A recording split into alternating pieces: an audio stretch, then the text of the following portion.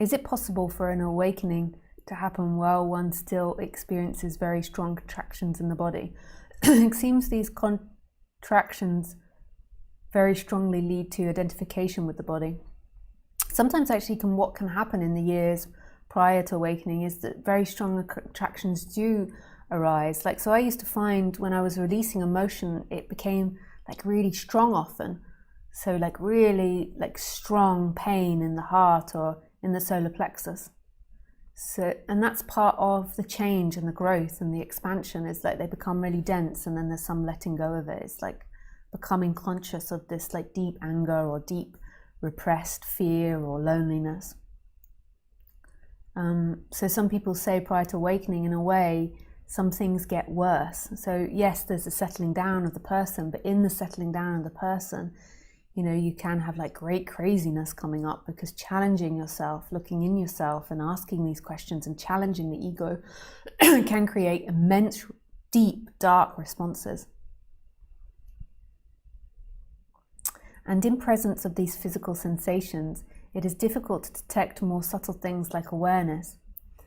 If this is the case, is it more productive to focus on body breath work? I think it's good to focus on a mixture of things. So it's good to, so you're right.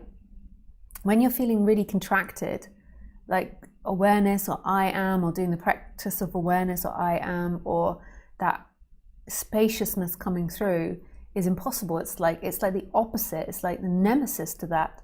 So most people in society are very contracted, and it's like they're just in me, and you can't hear or feel a bigger perspective. So it's really beautiful that that's being seen.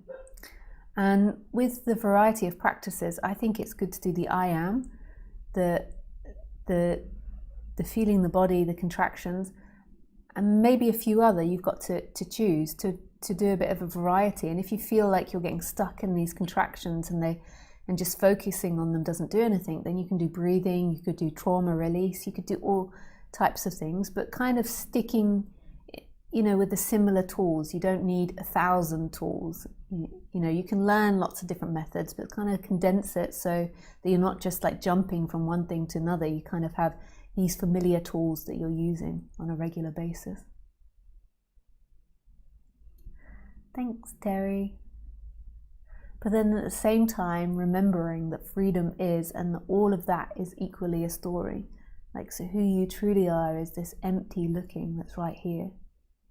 And it's always free, no matter what. This I am. And this empty looking. That's beyond thought. It's beyond somebody seeing it. It's not someone's, it's here. It's never left.